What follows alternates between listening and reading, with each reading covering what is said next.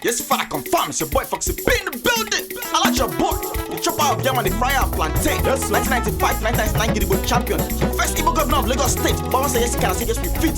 Yes, Father confirm. Yes, Father confirm. It's your tal Foxy P in the building. I like your boy, chopper of yam and the fryer of plantain. Chilling right here on an episode of the Africa Today show. Ginger. Just so you put know, I'm still on strike. I am still on strike, and I will tell you why I'm still on strike. But before I do that, let me jump right into things, because the only reason why I'm recording tonight, it's almost 3 in the morning, ladies and gentlemen, on this Thursday, day of our Lord.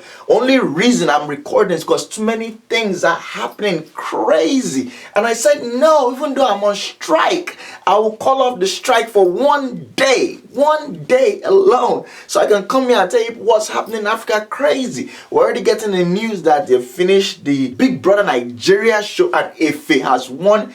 Yes, based on logistics, he has won Biko. It's a beautiful thing. I thought it was absolutely amazing just seeing how all of social media, if you're on Naija Twitter, you'll be seeing everything. All these celebrities are out there on Instagram supporting who they were supporting. Bisola, T-Boss, Efe. I don't even know any of these people. Tinto, Tony, I think I was one that guy that was married, but he didn't tell them he was married. So he's inside that Big Brother house, collecting somebody's daughter's head, giving him, and I was like, dang, okay. And then when he now got kicked out and I found out he was married and everything else, so I was like, wow, it's pretty interesting.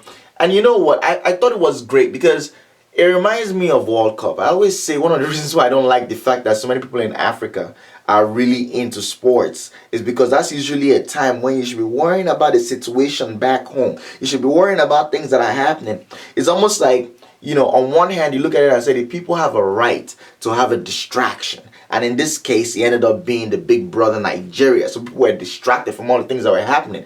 But come to find out, as soon as this thing ended, I don't know whether you guys saw those memes where they were showing, like, you know, the vice president was telling the president that, Oga, Big Brother Nigeria has ended though. Are you sure we shouldn't extend it for a whole month? I know for a fact that if they had their way, they will extend that thing for another year, confirmed. Just be putting another set of people inside the same house, 90 days, 70 days, 200 days. Let them just be there. Let everybody just be paying attention, so that way you don't see what's happening back home. Because these days it's crazy. We're getting the news that Jonathan, that's our former president of Nigeria, was involved in the movement of money talking about billions of dollars. He went out and sold the Malaga airfield, and basically they're coming out and they're saying that he pocketed all whole money. We're getting the news also that Patience Jonathan, apparently she had some money that was in a bank. The judge had said, you know what, we're going to block you from touching this money. But recently the court case was now solved, where they now say, you know what, Patience, go and collect your money from here. But EFCC went down, they blocked her from withdrawing $5 million. $5 million, ladies and gentlemen. How much is that in Naira? They blocked her from withdrawing that. She was only able to take out $100,000, which she said is for medical expenses.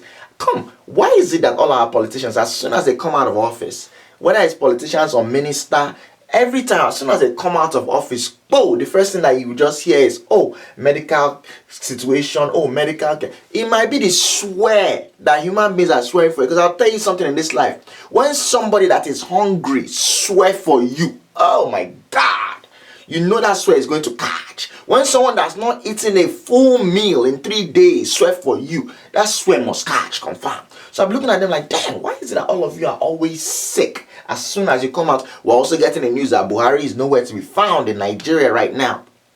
It's possible that Osinbajo has taken over again, because we got the news about 2 weeks ago where he said Buhari might have to go back to UK, but he's like, nah, I don't want to go back to UK. Let them fly the doctors from UK here to Nigeria. This is the same president that's supposed to be helping us set up hospitals and all kinds of things in our country, but instead it's better for it to be importing medical care from outside. It's all right. God will bless all of you, and we judge you as well, confirm. Jumping into other things that are happening right here in America, we're getting the news that none other than Donald Trump, the orange pharaoh that's in charge of America, confirmed, the new president, he launched 60 Tomahawk missile, confirmed, into Syria in response to the gas. The Syrian government, they use gas, poisonous gas, chemical weapon on their own people, and they kill a whole bunch of children and babies, confirmed. So he now launched those 60 missiles last week, and I was thinking about it, and I said, look, let's not get caught up with this whole thing. Oh. You have to understand the symbolism. He didn't just send any kind of missile that they now used to go and bomb that place.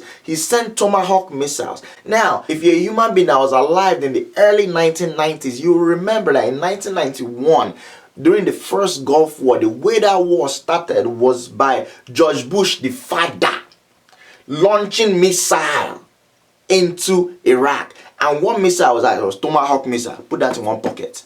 Then also, after we had 9/11, in October 2001, George Bush Jr. sent missile into Afghanistan. What missile was that?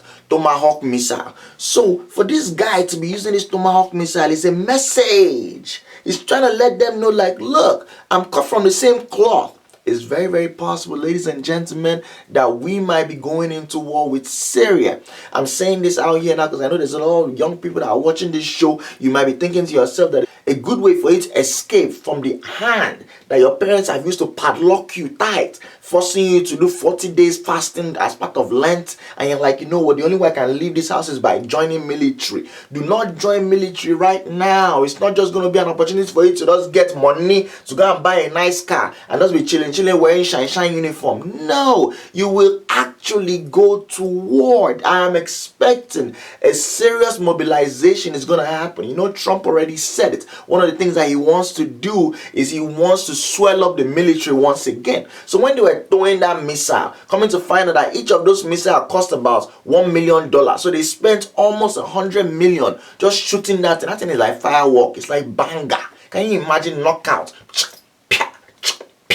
And so if you're in the military generals and you are trying to get more money to be able to buy some more things, what is the best way? It's for you to destroy the ordnance that you have. It's for you to destroy the weaponry that you have. You know, America is one of the few countries in the world that when they go for war, it costs them more to carry the used tanks and guns that they used in that war and bring them back to their country. So instead of that, what do? They will either just destroy it there or they will leave it, which is one of the situations that we ran into in Iraq, where a lot of the tanks and a lot of the weaponry that was left behind, ISIS now came and packed it and they're using it to be firing against the US soldier. The same thing happened in Nigeria with Boko Haram, but Boko Haram actually went and kidnapped those things from the military. Confirmed. So I thought it was really, really crazy, and I think it's very important that you guys understand, if you were thinking about joining military before, anything that's higher than Boy Scout, do not join, or else you will might confirm.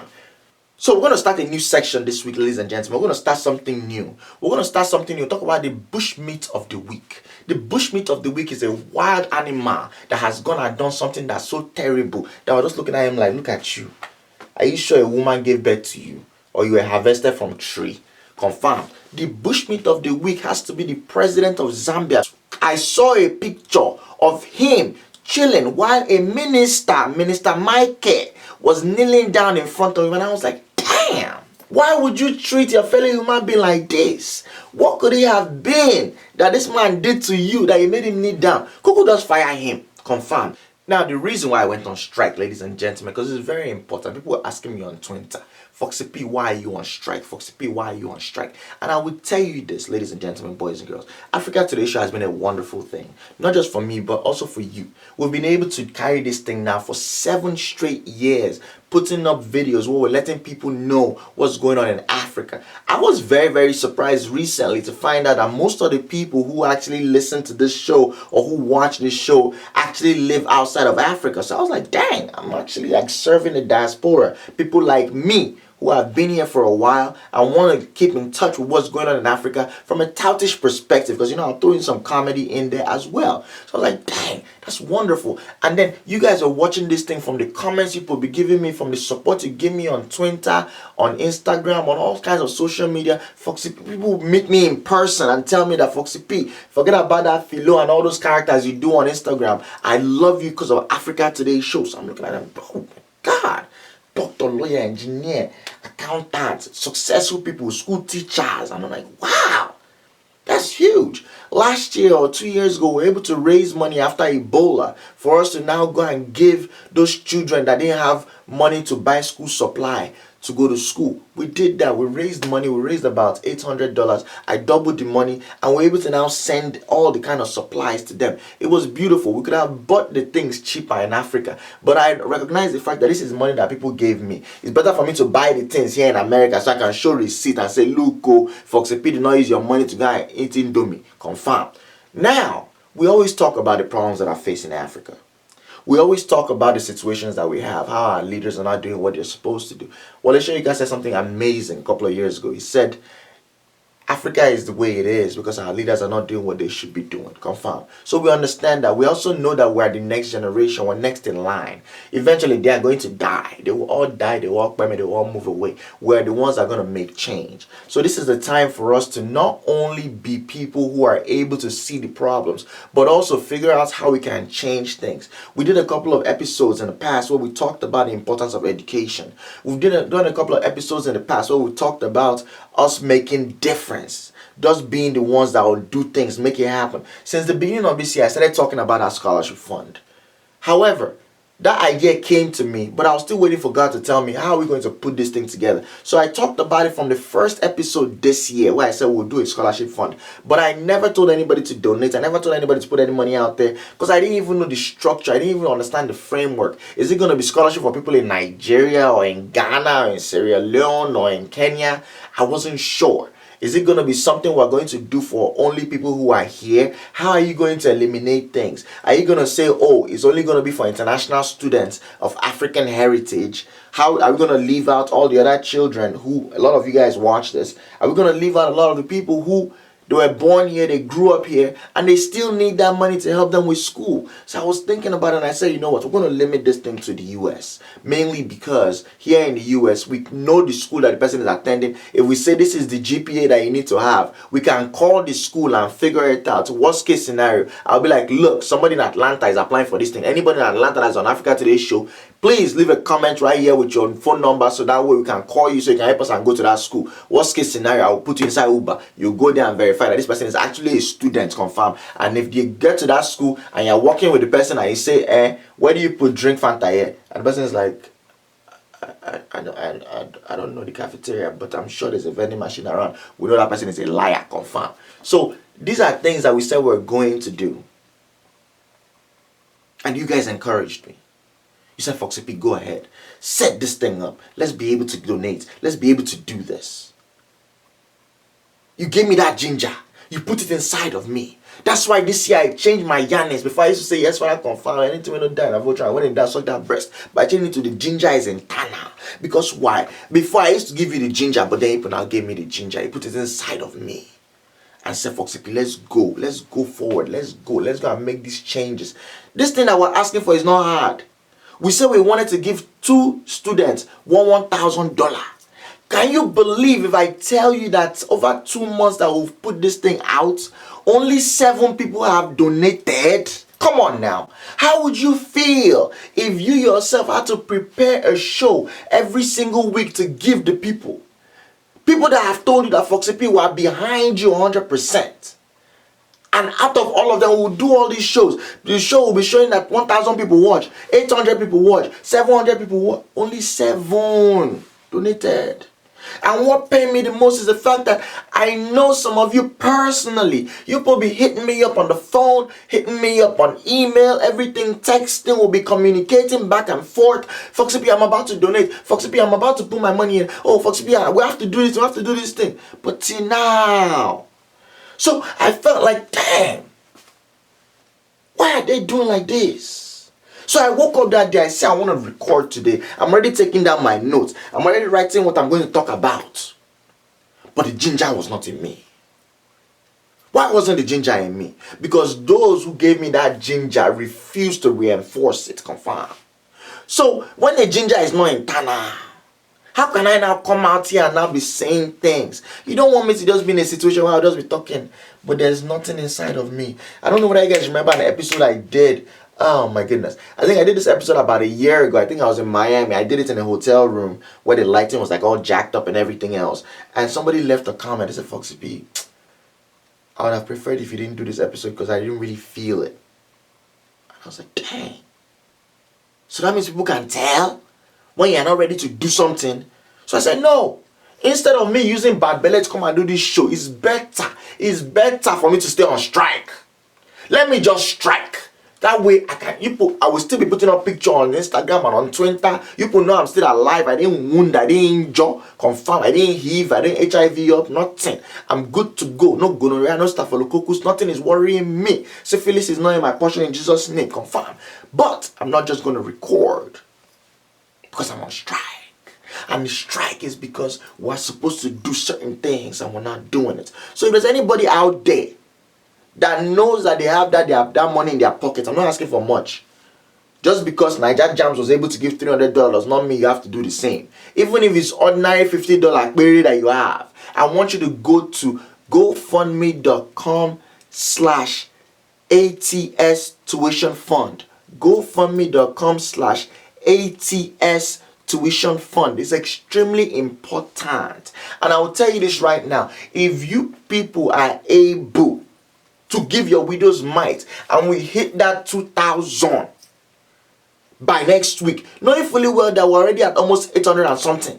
So all we need is like a little more than 1,000, which is not that hard. If 10 people give 100, boom, we're there. If 20 people give $50, boom, we're there. It's very, very easy, very straightforward. It's something that I know we can do, confirm. And please believe that you can claim this money back on your taxes because it's a charitable donation. All you need is that email receipt that you're going to get back from GoFundMe saying that you donated this money. Confirm. That's it. It's very simple, very easy. And if you challenge me, because I know it's going to stretch you.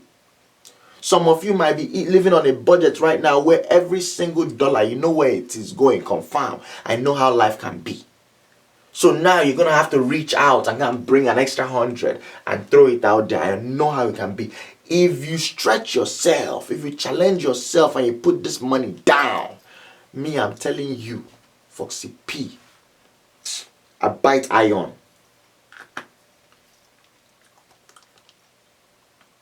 Almost break my teeth. I bite iron. I will give you Africa Today show at least 4 times a week. Because people don't understand. This fire does be burning in my chest. I don't know whether people remember at the beginning of the year when I came out and I was giving you Africa Today show like 2 times a week, 3 times a week. But what happened was you guys are used to taking water from a straw. And all of a sudden I came with hose. You didn't know how you were going to consume it. So what we're going to do, we're going to start the podcast. We're going to start the podcast, Africa Today Show podcast. That way you don't have to stress yourself coming on YouTube. You can just be on iTunes. You can just go on SoundCloud. You can just go on Podmo. Any way you digest your podcast. You just go there. We've already bought the website. AfricaTodayShow.com is already been purchased by me. So you already know I'm ready. We're ready to go. Confirm. So we'll just be putting up the podcast for you to just come into your phone. No, it's not for you to be checking for notifications. Somebody told me recently that YouTube has changed things now. So even though you're a subscriber, you don't even know when I drop a video. You have to go into your subscription and then where we have Africa Today Show, you click on it and then you click on notify. So that way it sends you a notification on your YouTube app or YouTube by email or whatever. However you consume that information, it's going to let you know. But now we're going to get podcasts. Podcast is coming, but you people have to make sure. Family, we can do this. We can do this. It pained my soul when I was on strike. People were asking me, Foxy P, Alpha, today is the 17th day of my strike. They said, Foxy P, why you on strike? Why you on strike? To the extent that some people now, mischievous people are too much in this world. Some people now use the opportunity now say, hey, if you're not doing Africa Today, can you just do Tout Kitchen? I say, God will punish you. We're giving that information that's helping people's life. It's what you now run their stomach that you want us to come. So I was like, nah. But anyways, that's what we need. That's the donations to GoFundMe.com/ATS Tuition Fund. Please, let's go ahead and just support our younger ones. It's going to be a beautiful thing. By the time we're done with this, you guys will see how it does germinate. You never know how we're going to take this thing to the next level. After these donations, now if we're able to now show that, look, we're able to put this money together, we can hit up all these associations that be looking for who they're going to sponsor and be like, look, we already have a sponsorship fund. Boom. They'll say we're able to do it. We're able to crowd fund it ourselves. Now we need your help. Before you know what's happening, our tuition fund will be like $10,000. Do you know how many people we can help? Already we're getting the news that a whole bunch of students from Bayelsa State who came to Lincoln University. Lincoln University is a school that Kwame Nkrumah went to. It's a school that Nnamdi Azikiwe went to. I didn't even know it was actually the premier. It was the first historically black university in America, confirmed. It's here in Pennsylvania. Basically, the school is about to kick out almost 23 Nigerian children. Why? Because they haven't paid their tuition. I was like, damn. Bayelsa State said they don't have any money no more. Ah, what did I bite? This thing is good though. I'll eat it. It's good. Confirm. So they said they don't have any money anymore. So can you imagine? There's so many people. Just because you see people smiling does not mean that they're happy. You never really know. There might be some kids in your church who, yeah, you'd be like, this person, they wear nice Jordans and everything else. Life is good. Not knowing that the reason why they dropped out of, a good 4-year college back to community college is because the money was not there. The reason why they're staying home this whole school year is because the money is not there, not because they don't want to learn, not because they want to be a dropout. And that's how people's lives will change. So it's very important for us to support that whole thing, confirmed. Alright, so this is another section that we have now. It's me responding to the letters that I receive. Make sure you email me, whatever it is, africancomedians@gmail.com. africancomedians@gmail.com. Whatever it could possibly be. You're having relationship issues, you're having problems at your job, immigration problem, school problem, whatever. Your parents are stressing you out, whatever. You want to date a white boy and you're not sure how they will accept, whatever. If you just need that advice, trust me, we can do this. And in the email, you can tell me if you want me to read it out or not. This one is from a young lady. Her initials are CC. So we'll just call her Chi baby. She say, good afternoon, Uncle Fox. My name is Chi, and I'm a huge supporter of Africa Today show. I'm hoping you can give me some advice on graduate school. I'm currently a junior major in public health. Initially, I wanted to go to medical school, but I didn't want to major in biology, so I chose public health while still taking pre-med courses. It's almost time to apply for medical school, but I'm having second thoughts. I have really gained a passion for public health, and I'm afraid that going to medical school will not give me the chance to probably work in the field of public health. I've realized that healthcare itself is quite different from public health.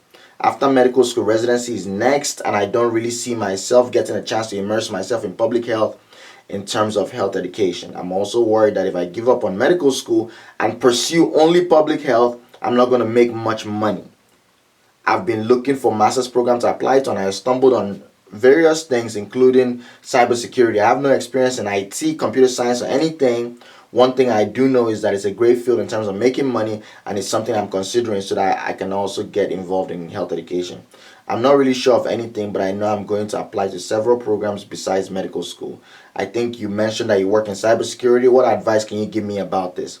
Looking forward to hearing from you. Also waiting on the next episode of ATS. Best, Chi. Alright, this is one of the reasons why I actually broke this strike. So your concern is that you're currently majoring in public health while taking pre-med classes. Initially, you wanted to become a doctor by going to medical school, but now you figured out two things. Number one is that you do have a passion for public health. You really want to be able to go out there and teach people about health education and all that kind of stuff. However, you're drawn with, on the other side, going to medical school. You're going to have to deal with residency after that and, all that kind of stuff. Plus, there's still some concern about how much money you're going to be making. So you're concerned that public health, you may not make as much money as you would as a doctor, which is why you're now considering going into a completely different field, which is computer security. All right, well done, Nick. So first of all, let me tell you this. God bless you for sending this email. And yeah, I'm definitely going to help you. And if I can't help you, people will leave comments underneath where they can also help you. What I will tell you is this. I've never been a fan of people changing majors. I believe that when you go to school, study whatever it is that you want to study. Unless you go into very specialized, like say for instance, medicine for instance, you have to do like pre-med and everything else going into med school. So if you're thinking about that computer security thing, you've already gone into this public health, you say you enjoy public health, I would say you focus on that. Don't worry about the money, because the fact that you're already in school has already guaranteed you that you're going to have a good life afterwards. If say for instance you were studying something like sociology or philosophy or history, things that we cannot really point at and be like, oh, this is the career you can go into afterwards, then we can worry a little bit. But public health, in my own opinion, I think you're okay. I think you should be all right. Number two, there are a lot of people that are out there that are working jobs that are paying them a lot of money, but they're unhappy. They are unhappy because that's not what they want to do. Anything that you choose to do, you should always think about it for 20 years, 30 years, 40 years in the future.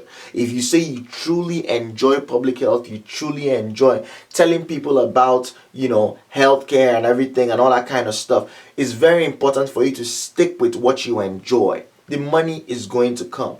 Public health is not just about working in government, where you just be working for a local county office, Public health, when you think about policy changes, you think about third world countries. The reason why we're third world countries is because there's infant mortality rates, the number of children that die, during childbirth, not a number of mothers that die during childbirth. The fact that diseases that have been eradicated in other countries in the world, like polio, malaria is still, how can somebody die from mosquito bites? It's still killing us. The way that those things are going to change is through public health. By somebody going there and putting in policies to help them move forward. So you have big organizations like United Nations, UNESCO, and all these people where you can eventually go there and work. So I'm just telling you that forget about money. The fact that you're actually in college and it sounds like you're doing really, really well, you're a junior right now, I know for a fact that you're going to be successful. So don't worry about money. Don't let that stress you out.